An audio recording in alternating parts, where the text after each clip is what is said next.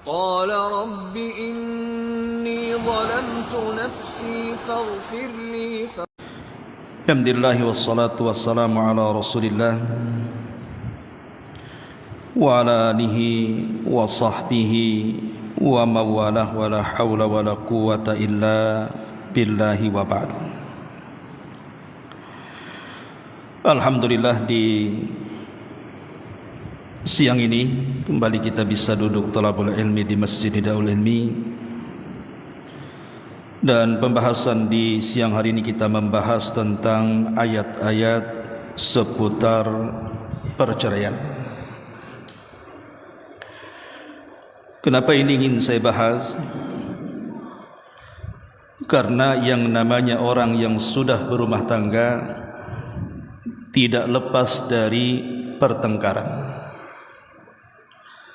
Sebaik apapun rumah tangga itu pasti ada pertengkaran. Jangan kita, bahkan keluarga Nabi SAW sendiri mengalami hal yang sama dengan yang kita alami, bahkan sampai menceraikan istrinya. Wajar Nabi SAW manusia, tentu ada sisi kemanusiaannya. Tetapi perceraian bagi Nabi SAW adalah sebuah syariat yang kelak akan dicontohkan kepada umatnya. Kalau seandainya Nabi SAW tidak bercerai,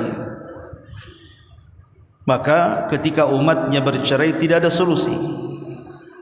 Maka dengan adanya perceraian Nabi SAW, akhirnya umat punya solusi bagaimana menghadapi perceraian. Karena Nabi SAW pernah bercerai dan tidak rujuk, seperti ketika menceraikan Ibnatul Jauh. Kemudian Nabi SAW pernah menceraikan istrinya kemudian rujuk, seperti ketika Rasul menceraikan Hafsah. Dan Nabi SAW juga pernah mengancam istri-istrinya dengan cerai. Tapi kemudian istrinya bertobat dan kembali menjadi istri Nabi SAW. Artinya ini bekal dalam rumah tangga. Karena pertengkaran itu biasanya memicu perceraian. Lah, perceraian sendiri biasanya dari beberapa arah. Terkadang suami yang menceraikan istrinya. Boleh juga suami itu tidak tahan dengan istrinya karena akhlaknya yang buruk atau hal-hal yang lainnya. Terkadang suami dengan terpaksa menceraikan istrinya. Atau sebaliknya, terkadang perceraian itu dari pihak istri. Dengan bahasa fikih disebut khulu', ataupun dalam bahasa kita gugat cerai. Boleh jadi mungkin istri sudah muak kelakuan suaminya, sehingga istri akhirnya terpaksa menggugat cerai.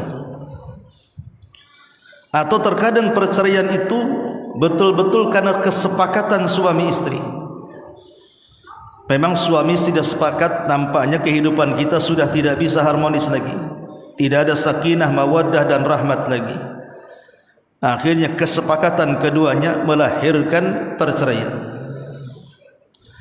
Atau dari pihak lain, boleh jadi pihak yang ketiga, mungkin hakim memutuskan bahwa keduanya sudah tidak layak lagi berkumpul. Akhirnya kemudian hakim memutuskan untuk berpisah di pengadilan agama tentunya. Atau yang terakhir, sengaja suami menggantung perceraian, tidak mau diceraikan dan tidak mau dipergauli dengan cara yang baik. Lah, 5 perkara ini terjadi dalam perceraian di rumah tangga. Makanya di sini kita akan membahas ayat-ayat ini supaya paham tentang hukum-hukum ini, supaya jangan sampai terjadi hal-hal yang diharamkan Allah Subhanahu wa taala dalam pembahasan cerai dan gugat cerai ini. Bukan berarti kemudian kita membahas ayat-ayat cerai, pulang dari pengajian ibu pula minta cerai. Atau minta sama suaminya, ceraikan aku dong. Bukan.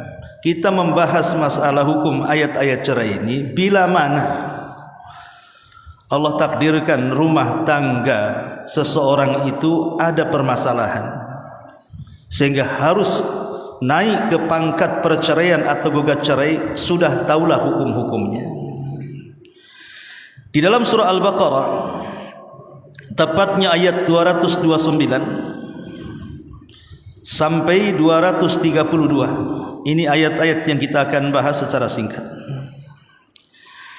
Allah Subhanahu wa taala berfirman, at-talaqu marratani fa imsakum bima'rufin aw tasrihum bi ihsan wa la yahillu lakum an ta'khudhu mimma ataitumuhunna syai'an illa an yakhafa alla yuqima hududallah fa in khiftum alla yuqima hududallah fala junaha alaihima fi maftadat bih tilka hududullah fala ta'taduha wa man yata'adda hududallah fa ulaika humuz zalimun. Talak yang dapat rujuk, artinya kembali, itu hanya 2 kali saja. Maksudnya, kalau seorang suami menceraikan istrinya cerai pertama,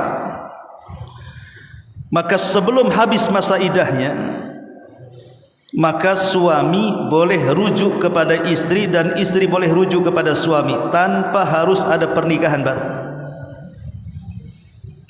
Jadi cukup suami menggauli istrinya, atau cukup suami mengatakan saya ingin kembali dan istri menyambut dengan redha, maka sudah dianggap rujuk tanpa harus menikah lagi. Tiba-tiba kemudian ada masalah lagi, suami menceraikan lagi kedua kalinya, maka selama belum habis masa iddahnya, maka boleh rujuk kepada suaminya atau suami boleh rujuk kepada istrinya tanpa harus menikah dengan pernikahan baru selama belum habis masa iddahnya. Tiba-tiba kemudian suami bermasalah lagi dengan istrinya, menceraikan ketiga kalinya, maka kalau sudah 3 kali tidak ada rujuk lagi. Kalau sudah 3 kali cerai berarti tidak ada rujuk, tidak ada kembali. Si istri dia harus menikah dengan laki-laki lain, dan si suami pertama tidak bisa menikahi lagi sampai suami keduanya menceraikan istrinya atau suami keduanya meninggal, baru boleh istrinya kembali kepada suami yang pertama dengan pernikahan baru. Itulah yang ingin Allah katakan, at-talaqu marratan. Talak yang dapat rujuk itu 2 kali. Ma'asyiral muslimat yang dimuliakan Allah Subhanahu wa taala, talak itu ada 2 macam. Ada yang disebut dengan talak bain sughra, ada yang disebut dengan talak bain kubra. Apa maksudnya talak bain sughra dan talak bain kubra di sini? Talak bain sughra itu artinya memungkinkan si suami setelah menceraikan istrinya, walaupun sudah habis masa iddahnya, boleh kembali dan menikah dengan pernikahan baru. Kapan itu kasusnya? Pertama, ketika si suami menceraikan istri dengan talak pertama atau talak kedua, kemudian tidak mau rujuk sampai habis masa iddahnya. Setelah habis masa iddahnya, tiba-tiba keduanya ingin kembali menjadi suami istri, maka harus ada pernikahan baru.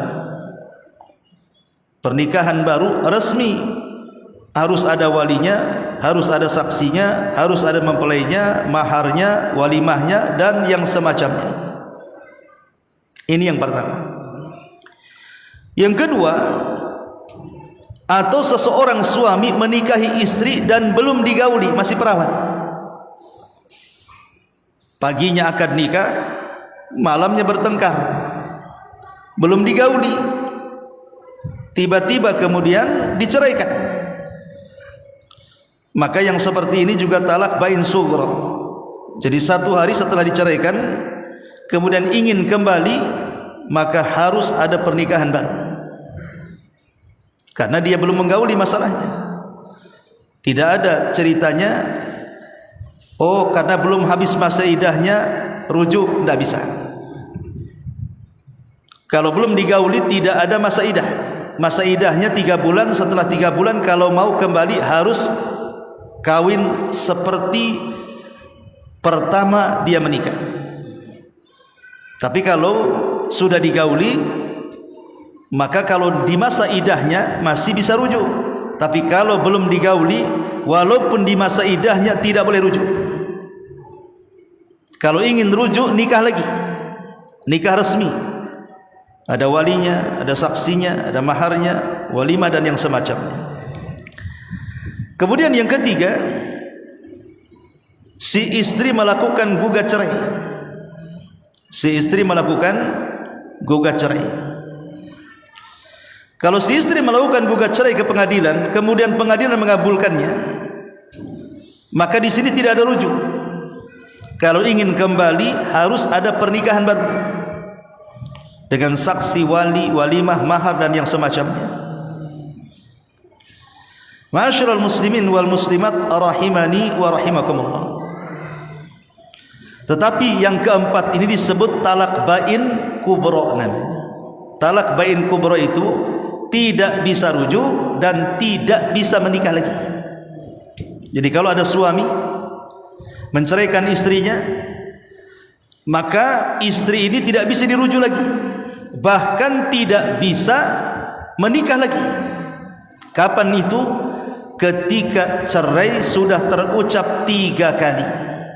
Cerai, rujuk, cerai, rujuk, cerai, tak bisa rujuk, bahkan tak bisa nikah sampai dia menikah dengan orang lain, kemudian diceraikan atau orang lainnya ini mati baru boleh kembali. Itu namanya talak bain kubra, karena tidak ada rujuk dan tidak ada pernikahan kecuali dia menikah dengan orang. Ma'asyiral muslimin yang dimuliakan Allah Azza wa Jalla, maka di sini Allah mengatakan at-talaqu marratan. Talak itu 2 kali. Kenapa Islam ini, Bu, mensyariatkan adanya perceraian?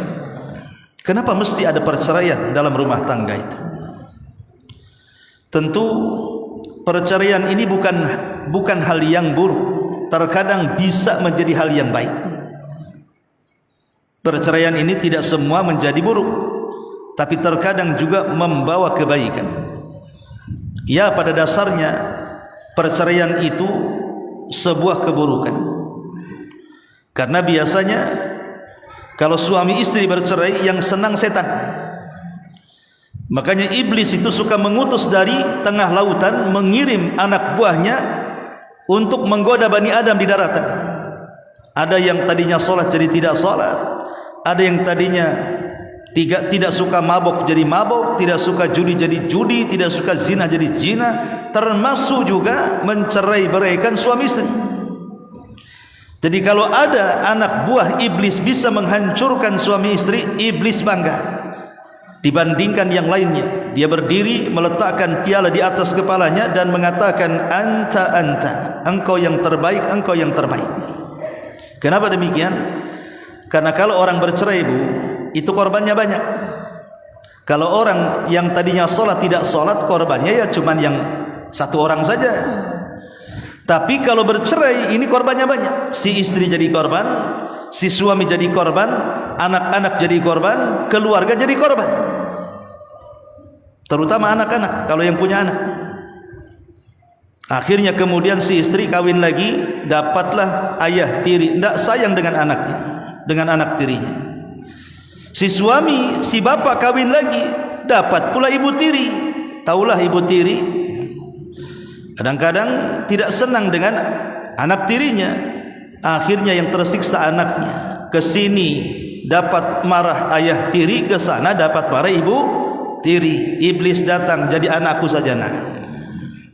Iblis senang, akhirnya jadi anak iblis lah, karena nggak dirawat sama dua belah orang tuanya itu. Tapi di sisi lain, tidak semua perceraian itu buruk. Terkadang perceraian itu rahmat. Dia rahmat dari Allah Subhanahu wa taala. Karena yang namanya jodoh, yang namanya rezeki, yang namanya mati, itu tiga-tiganya perkara takdir. Terkadang ada suami istri sebelum menikah kemudian berjanji untuk tidak berpisah selamanya. Tapi kenyataannya setelah menikah rupanya terjadi perceraian antar keduanya. Itu juga bagian daripada takdir. Lah di antara hikmah perceraian itu supaya tidak banyak terjadi KDRT dalam rumah tangga. Terkadang ada suami yang garang suka mukulin istrinya, tapi tak mau diceraikannya. Akhirnya kemudian si istri tersiksa selamanya. Atau boleh jadi sebaliknya, suami dikhianati istrinya. Sehingga untuk menghentikan kekerasan dalam rumah tangga, kalau tidak bisa dihentikan dan tidak bisa tobat, ia harus bercerai supaya terhenti kezalimannya. Yang kedua, selain daripada masalah kepada suami istri, yang kedua, hifadhan ala karamatil mar'ah, untuk menjaga kemuliaan kaum wanita. Supaya menjaga kemuliaan kaum wanita, tidak mungkin diperbudak terus oleh suaminya, sehingga dia bisa lepas dari suaminya dengan adanya perceraian. Kemudian juga terkadang al-wiqayah minal amrad, bisa menghindarkan dari penyakit. Ibu kalau terus dimarahi suami, ditampar suami, kan kepikiran, dari kepikiran ini kolesterol naik, dari kepikiran darah tinggi naik, ujung-ujungnya stroke. Dicerai dia stroke ya. Jadi mendatangkan penyakit kan, Bu?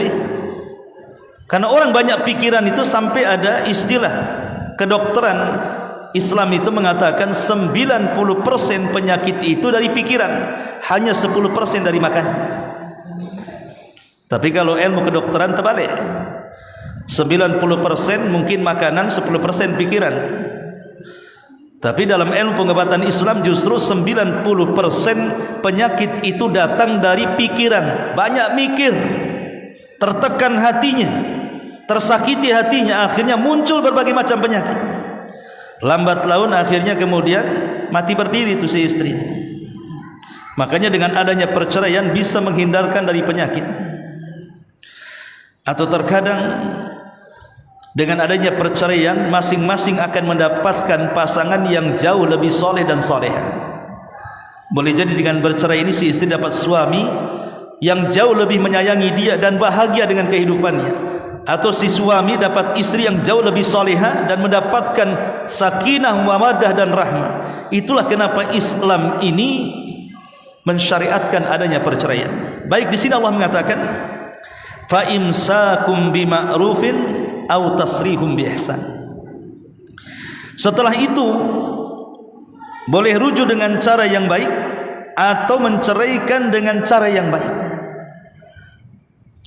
Rujuk dengan cara yang baik artinya mau memperbaiki setelah perceraian. Entah suaminya tobat, si istrinya tobat. Kalau memang ada konsensus kesepakatan, setelah kemudian rujuk kembali akan berubah, maka itulah artinya rujuk dengan cara yang baik. Atau kalau sudah tidak mau, kata Allah Subhanahu wa taala, au tasrihum bi ihsan, atau menceraikan dengan cara yang baik. Apa maksudnya menceraikan dengan cara yang baik? Ulama tafsir mengatakan boleh jadi si suami mengizinkan istrinya tidak menahan di rumahnya. Kan orang yang dicerai itu, Bu, kalau masih di masa idahnya, itu masih istri. Jangan coba-coba dia kawin lagi atau kawin lari dengan orang. Kawin lari kayak apa tuh, Bu? Bukan lari-lari kawinnya. Artinya di sini boleh jadi si istri itu kawin lagi sama orang padahal dia masih istri, walaupun dia sudah diceraikan suami. Kenapa? Karena masih ada masa idahnya. Kecuali kalau sudah habis masa idahnya, silakan dia kawin lagi. Jadi menceraikan dengan cara yang baik, si suami membolehkan, ya sudah gini sajalah, aku ceraikan kamu, kau mau pulang ke orang tua ya silahkan, kau mau tinggal di sini ya silahkan. Jadi tidak mengharuskan istri, memaksa istri untuk tinggal di rumahnya. Terserah mau kemana, kita kan sudah cerai. Kau mau ke barat, ke timur, ke utara, mau ke mall, mau ke pasar, mau apa, terserah, dibebaskan sampai habis masa iddahnya. Atau kata ulama, kalau memang sama sekali sudah tidak suka di si suami sama istri, setelah menceraikan yang kedua kali, kemudian habis masa iddahnya, sengaja dirujuk tapi tidak digauli, hanya ingin menghabiskan bilangan cerainya saja, ngajak rujuk lagi, habis itu 1 hari diceraikan lagi, habislah tuh talak ketiga. Kalau sudah seperti itu kan si istri tidak akan balik lagi ke suami. Maksud si suami itu, biar kau hidup dengan kehidupan kamu, biar saya hidup dengan kehidupan saya. Itu namanya tasrih bi ihsan. Ada juga yang mentafsirkan seperti itu. Kemudian Allah Subhanahu wa taala mengatakan, wala yahillu lakum an ta'khudhu mimma ataitumuhunna syai'an. Tidak halal alias haram bagi kamu mengambil kembali sesuatu dari yang telah kamu berikan kepada mereka. Pada dasarnya, kalau terjadi perceraian, mahar itu tidak boleh diambil. Kalau sudah dikasih maharnya, hukum asalnya mahar itu tidak bisa diambil suami. Itu sudah hak mutlak milik istri. Tapi ada waktu-waktunya suami boleh mengambil mahar kalau terjadi perceraian. Makanya Allah Subhanahu wa taala mengecualikan di sini, illa an yuqima hududallah, kecuali kalau keduanya khawatir tidak akan dapat menjalankan hukum-hukum Allah. Fa in khiftum alla yuqima hududallah, jika kamu khawatir bahwa keduanya suami istri tidak dapat menjalankan hukum-hukum Allah, fala junaha alaihima fi maftadat bi, maka tidak ada dosa atas keduanya tentang bayaran yang diberikan oleh istri untuk menebus dirinya. Maksudnya begini, asalnya hukum cerai itu kan di tangan suami kan. Hukum cerai itu di tangan suami. Istri tidak berhak menceraikan suami, itu hukum asalnya. Kenapa? Sebab kalau hukum cerai itu ada di pihak istri, mungkin setiap hari ada orang cerai. Kalau seandainya hukum cerai itu dipegang istri, itu pengadilan agama itu mungkin ngantrinya berkilo-kilo tuh. Tapi karena hukum cerai itu dipegang suami, makanya tidak lebih banyak perceraian. Kenapa? Karena suami itu menggunakan akal. Terkadang mau menceraikan istri ada sifat kasihan, tidak jadi tengok anak, tengok macam-macam, banyak hal yang dipikirkan. Akhirnya walaupun benci tetap dia tidak menceraikannya. Tapi kalau istri, dia tidak pakai otak, istri itu pakai perasaan. Jadi kalau marah itu maunya dibuang saja suami itu, campak laut sana, maunya cerai saja sudah ya. Makanya kenapa hak cerai itu dipegang suami? Karena suami ini lebih mengandalkan akalnya dibandingkan perasaannya. Tapi seorang istri lebih mengandalkan perasaan dibandingkan akalnya. Karena namanya istri itu, pertama kurang agama, waktu haid dia tidak sholat, kurang agamanya. Yang kedua kurang akalnya. Sebab kalau perempuan ini senangnya sekali, senang sekali gitu ya. Kalau sedih sekali gitu ya. Kalau nekat sekali, nah itulah perempuan. Kalau laki-laki tidak. Laki-laki. Jadi hukum asal itu cerai dipegang suami, bukan istri. Tapi ada kalanya suami tidak mau menceraikan istrinya, sementara istri tersiksa. Mungkin suaminya tidak sholat, suaminya buruk akhlak, suaminya nggak ngasih nafkah, suaminya jahat dan begitu seterusnya. Tidak mungkin si istri kemudian posisinya dia tergantung seperti itu. Istri bukan istri, ya tetap istri. Maka boleh di sini apa yang disebut dengan khulu. Khulu itu gugat cerai. Lah di antara syarat gugat cerai itu harus mengembalikan mahar. Kalau cerai suami mudah, laki-laki cerai itu mudah. Saya ceraikan kamu, pergi, dia selesai. Tapi kalau istri yang membuat cerai ini agak rumit. Kenapa? Karena mengembalikan mahar dia. dahulu di zaman Nabi ada seorang sahabat namanya Thabit ibn Qais al-Mushammas. Thabit ibn Qais al-Mushammas ini jubirnya Nabi, juru bicara Nabi. Kalau ngomong lantang, orangnya jelek, hitam, kriwel, pendek, pokoknya nggak menarik lah ya. Sementara istrinya cantik banget bu, bahkan wanita tercantik dari wanita-wanita Ansar. Jadi kalau jalan kontras bu, yang satu jelek banget, yang satu cantik banget. Tapi memang begitu saya lihat di masyarakat tuh, kalau laki-lakinya tampan, istrinya jelek biasanya. Kalau istrinya cantik, biasanya laki-lakinya jelek. Kalau istrinya jelek, laki-lakinya tampan pula. Ya. Tapi tidak semua, itu bukan kaidah. Banyak juga yang tampan, yang cantik ketemu ya. Yang ingin saya katakan, satu hari suaminya berjalan dengan teman-temannya. Lah teman-temannya ini kan putih, tinggi, ganteng. Jadi istrinya dari jendela selalu memperhatikan, kenapa suami saya kalau jalan dengan orang jelek sendiri? Kok hitam sendiri, kriwel sendiri, pendek sendiri gitu ya. Banyaklah kekurangannya. Akhirnya karena suka membanding-bandingkan dengan suami orang, hilang perasaan cintanya. Hati-hati ibu, jangan suka membanding-bandingkan suami ibu dengan suami orang. Bahaya tuh ya. Akhirnya karena hilang rasa cintanya, istri Thabit datang kepada Nabi. Rasul, saya tidak mencela ibadahnya Thabit. Oh, ibadahnya top markotop. Masalahnya Thabit ini gimana ya? Kayaknya saya sudah nggak suka dengan Thabit Rasul. Gimana kalau saya ingin menggugat cerai dengan Thabit? Kata Nabi SAW, oh nggak bisa main cerai-cerai gitu. Saya panggil dulu suamimu. Panggilnya Thabit. Ya Thabit, istrimu sudah tidak suka dan cinta kepada kamu. Macam mana pendapatmu? Kata Thabit, oh nggak bisa. Saya tidak akan bercerai. Tapi istrimu maksa. Akhirnya karena istrinya maksa, Rasul akhirnya harus memutuskan sebuah perkara. Kata Rasul, baik, saya akan putuskan.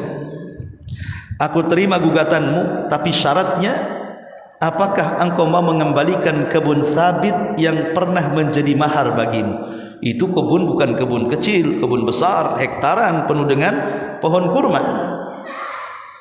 Mikir orang kalau mau mengembalikan mahar itu. Tapi karena memang istrinya sudah tidak suka dengan Thabit, dia mengatakan, baik, saya akan kembalikan maharnya kepada suami saya Thabit, tapi kau kabulkan gugatan ini. Akhirnya kemudian dikabulkan gugatannya. Terjadilah gugat cerai di sini dengan mengembalikan mahar. Tapi kan kalau zaman sekarang bu, enak kembalikan maharnya ya. Kalau dulu kan maharnya hektaran kebunnya. Kalau sekarang mahar seperangkat alat sholat itu pun sajadahnya saja, beli saja di pasar second situ. Ambillah tuh, ini mahar. Ma'asyiral muslimin yang dimuliakan Allah Subhanahu wa taala. Baik. Kemudian Allah Subhanahu wa taala mengatakan, tilka hududullah fala ta'taduha. Wa man yata'adda hududallah fa ulaika humudz zalimun. Ini hukum-hukum Allah, maka jangan kamu melanggar hukum Allah. Barang siapa yang melanggar hukum Allah, mereka termasuk orang-orang zalim. Ini ayat 229 masuk ke 230. Allah Subhanahu wa taala mengatakan, fa in talaqaha fala yahillu lahu min ba'du an tankiha zawjan ghairah. Fa in talaqaha fala junaha 'alaihima an yataraja'a in dhanna an yuqima hududallah wa tilka hududullah yubayyinuha liqaumi ya'lamun. Kemudian jika si suami mentalak istrinya sesudah talak yang kedua, artinya talak yang ketiga, maka perempuan itu tidak lagi halal bagi dia hingga dia kawin dengan suami yang lain. Jadi tadi saya sudah jelaskan, talak itu 2 kali. Kalau sudah 3 kali berarti tidak ada rujuk, dan dia harus kembali menikah dengan orang lain, si istri. Lah menikah dengan orang lain itu bukan sandiwara. Karena terkadang ada orang yang masih cinta dengan suami, dengan istrinya, padahal dia sudah menceraikan ketiga kalinya. Akhirnya bersandiwara, ngupah orang, ngupah laki-laki, mau enggak kau nikah dengan istriku semalam, ku bayar. Tapi habis nikah kau ceraikan. Berapa permintaanmu? 1 miliar. Baik, 1 miliar. Malam itu nikah, paginya diceraikan. Itu namanya khilah, penipuan. Manusia bisa ditipu, Allah tidak bisa ditipu. Pernikahan seperti ini tidak sah. Kenapa demikian? Karena syarat menikah dengan laki-laki lain, pertama harus ada cinta, tidak ada paksaan menikah. Yang kedua harus pernah digauli. Kalau tidak digauli tidak boleh, harus digauli. Kemudian setelah itu lama menikah, benci, akhirnya terjadi perceraian. Baru si istri setelah diceraikan suami yang kedua, boleh dia kembali kepada suami yang pertama kalau mau suaminya. Atau si suami yang kedua mati, tapi matinya wajar, jangan pula diracun. Sengaja diracun suaminya biar mati, biar balik ke suami yang pertama. Itu pembunuhan, tak boleh. Memang mati ya mati gitu ya, karena mati wajar, ketabrak, sakit atau yang semacamnya. Kemudian boleh kembali ke suami yang pertama. Kenapa demikian? Kalau dilakukan, si suami bayar laki-laki untuk menikahi istrinya supaya bisa kembali. Dalam kaidah fikih disebut manista'jala qabla awani uqiba bihirmani. Siapa yang tergesa-gesa sebelum waktunya, maka diharamkan selamanya. Artinya kalau suami kemudian membayar orang supaya menikah dengan istrinya untuk menipu atau tipu-tipu, maka justru itu yang menyebabkan dia tidak boleh menikah dengan istrinya sampai kiamat dibangkitkan, karena dia tergesa-gesa sebelum waktunya. Sama dengan orang yang ingin dapat warisan orang tuanya, karena ingin cepat diracun orang tuanya sampai mati, kemudian dapat warisannya. Justru kalau meracun orang tuanya, selamanya dia tidak dapat warisan. Atau seseorang yang masa idahnya belum habis. Kan kalau masa idahnya belum habis, Bu, ibu itu masih suami, masih istri kepada suami sampai habis masa idahnya. Tiba-tiba sebelum masa idahnya habis, orang ini kawin lagi dengan orang lain, maka ini tergesa-gesa sebelum waktunya. Pertama, pernikahannya fasah, batal. Yang kedua, tidak bisa menikah kembali kepada suaminya. Lah, hati-hati hukum-hukum seperti ini. Man ista'jala qabla awani uqiba bihirmani. Barang siapa yang tergesa-gesa sebelum waktunya, maka diharamkan selamanya. Ma'asyiral muslimat yang dimuliakan Allah Azza wa Jalla. Kemudian Allah mengatakan, fa in talaqaha fala junaha alaihi ma an yataraja in dhanna an yuqima hududallah. Tapi jika seseorang suami yang lain ingin menceraikannya, maka tidak ada dosa bagi kamu bekas suami pertama dan istri untuk kawin kembali jika keduanya berpendapat akan dapat menjalankan hukum-hukum Allah. Karena begini, Bu, ya, kenapa suami menceraikan 3 kali tidak boleh rujuk dalam Islam? Harus nikah dengan orang lain, dan tidak boleh menikah baru, harus menikah dengan orang lain. Karena talak 3 itu sudah puncak namanya. Talak 3 itu sudah puncak daripada perceraian. Talak pertama okelah, mungkin peringatan. Talak kedua XP2 bahasanya. Talak ketiga XP3. Artinya rumah tangga sudah tidak bisa dibenahi sebenarnya. Kalau sudah talak 3 itu memang sudah klimaks bahasanya. Memang rumah tangga itu kacau balau. Udah nggak bisa lagi kemudian suami istri ini bergabung bersama-sama. Lalu kenapa kemudian mau rujuk lagi? Di mana akalnya? Makanya kemudian disyariatkan tidak bisa rujuk dan tidak bisa nikah lagi sampai dia menikahi laki-laki lain, kemudian diceraikan baru boleh kembali. Kemudian Allah mengatakan wa tilka hududullah yubayyinuha liqaumin ya'lamun.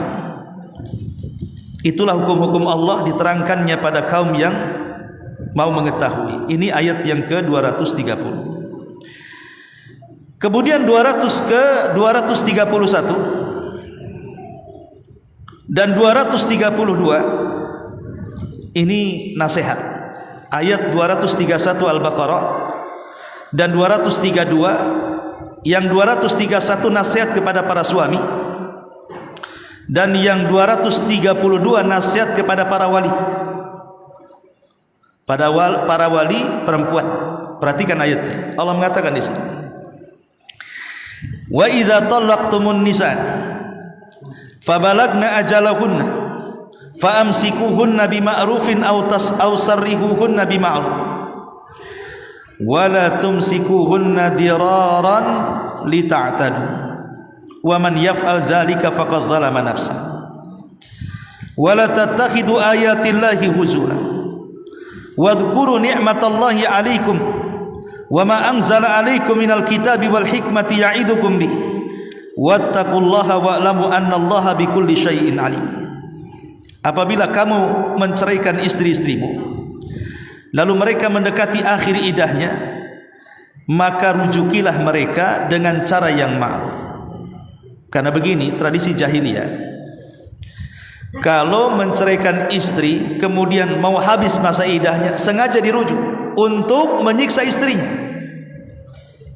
Maka Islam menghapus, tidak boleh. Kalau mau rujuk dengan cara yang baik. Kalau mau menceraikan, ceraikan dengan cara yang baik. Jangan kamu rujuk mereka untuk memberi kemudaratan, karena dengan demikian kamu menganiaya mereka. Barang siapa berbuat demikian, maka sungguh dia telah berbuat zalim terhadap diri mereka sendiri. Janganlah kamu jadikan hukum-hukum Allah ini permainan. Jangan. Cerai itu bukan permainan. Ingat bahwa sesuatu yang main-mainnya dianggap sungguh-sungguh adalah perceraian. Umpamanya si suami di kamar mandi, dia sedang melantunkan lagu, dipelesetkan sama dia, ku ceraikan istriku. Istrinya dengar lagi masak, jatuh talaknya, padahal sedang lagu tuh.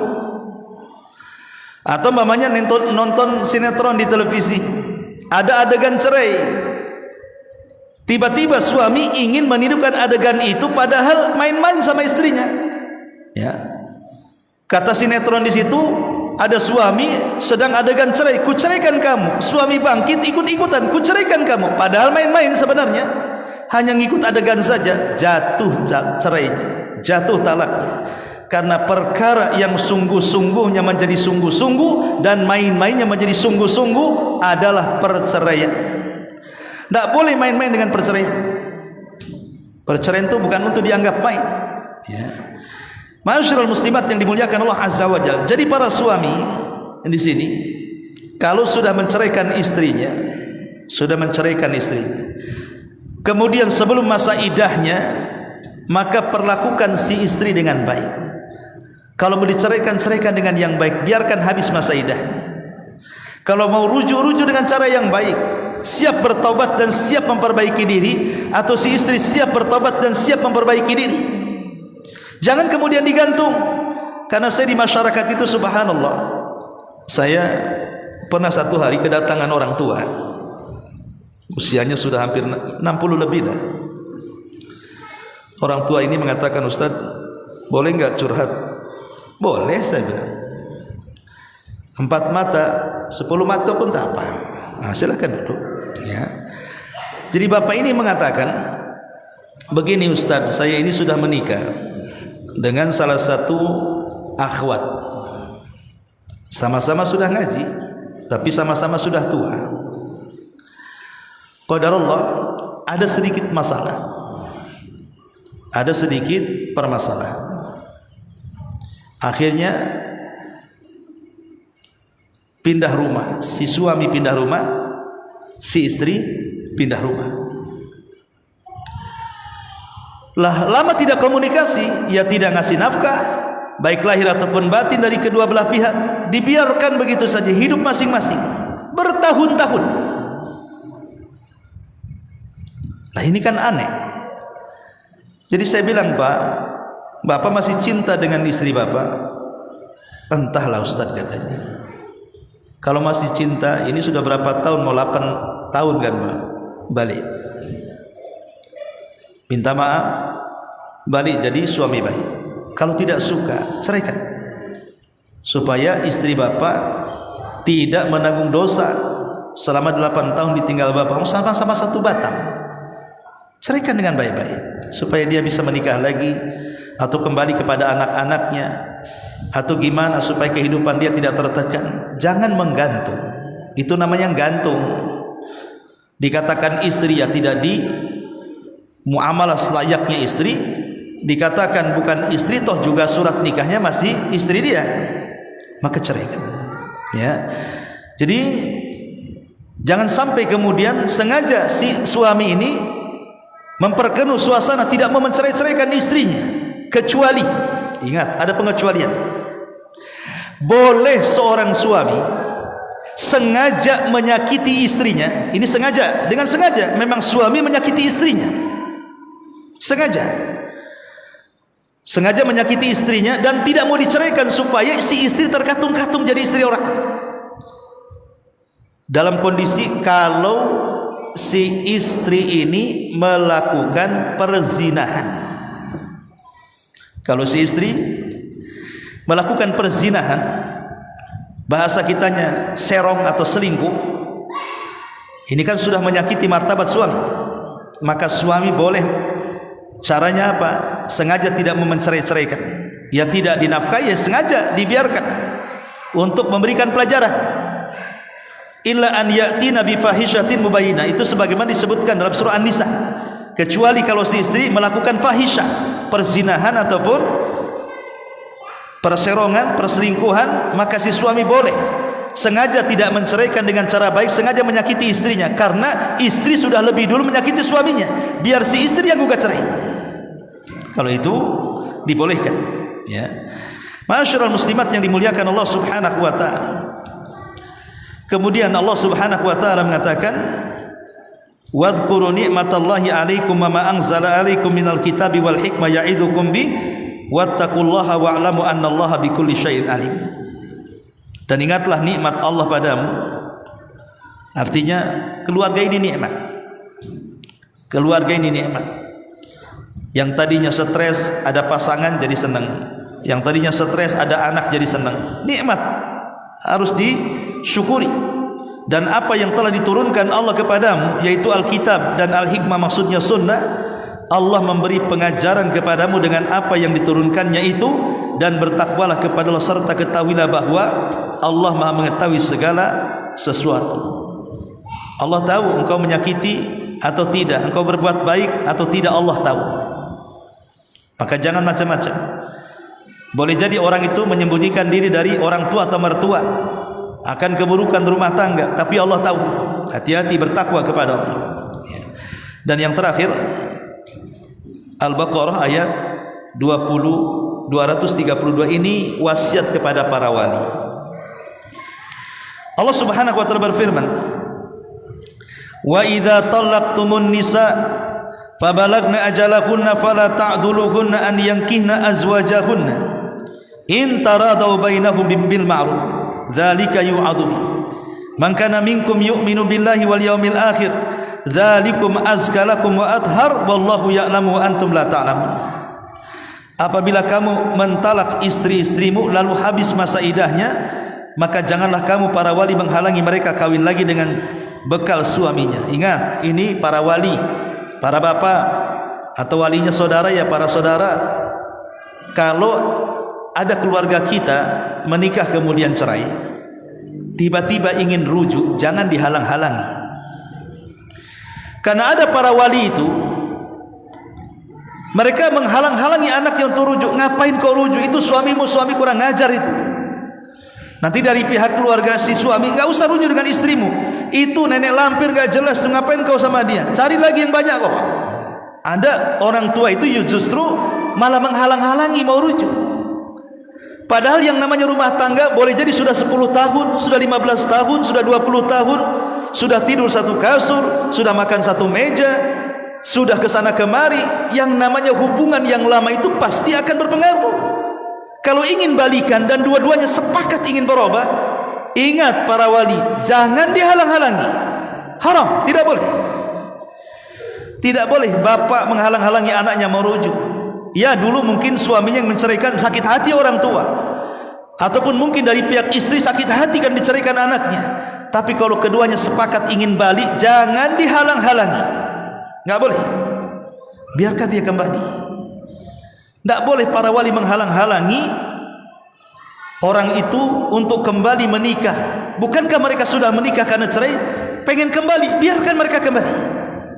Siapa tahu Allah Subhanahu wa taala memberikan yang terbaik kepada mereka. Makanya Allah mengatakan, idza taradau bainakum bil ma'ruf. Kalau memang kedua suami istri itu sepakat untuk kembali dengan cara yang baik, yang demikian itu adalah apa yang dinasihatkan kepada orang-orang yang beriman di antara kamu kepada Allah dan hari kemudian. Itu lebih baik bagimu dan lebih suci. Allah mengetahui sedangkan kamu tidak mengetahui. Ibu-ibu yang dimuliakan Allah Subhanahu wa taala,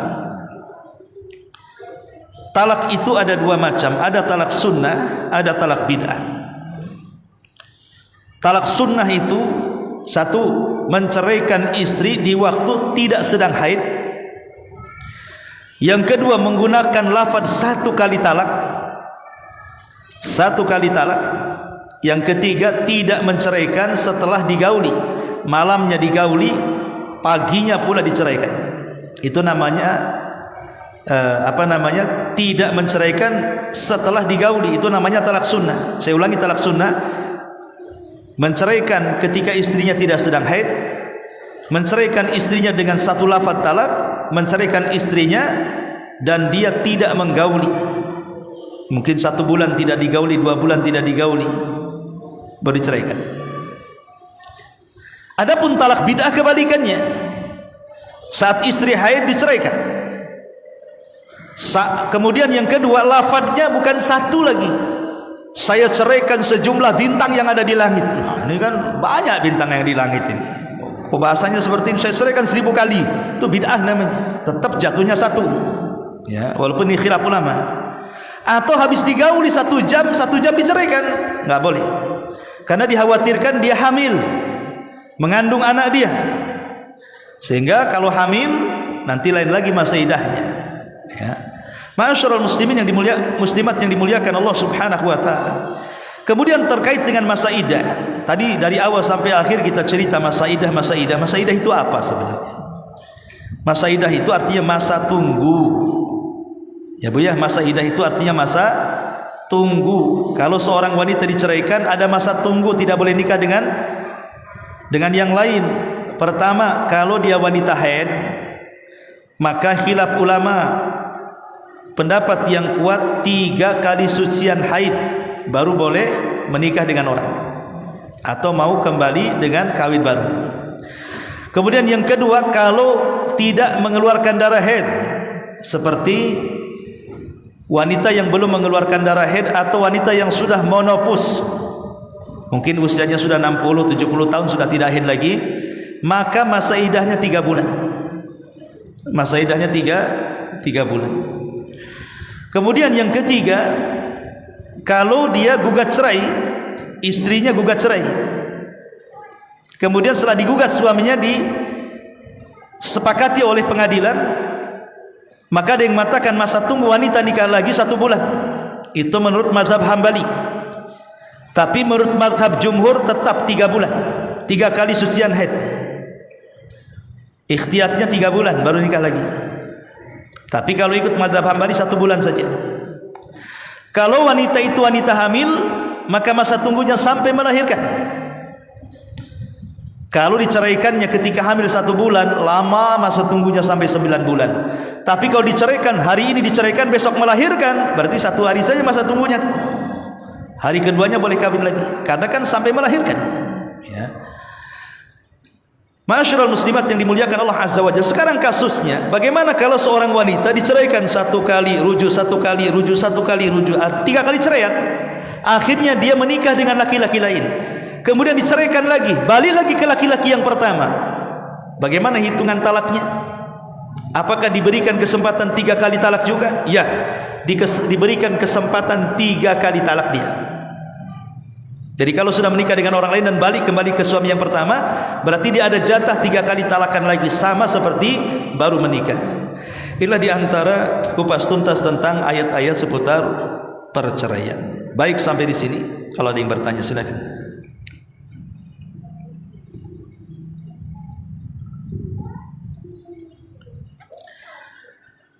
Enggak ada. Alhamdulillah. Subhanallah bihamdika asyhadu an la ilaha illa anta astaghfiruka wa atubu ilaik. Allahu ta'ala alam. Assalamualaikum warahmatullahi wabarakatuh.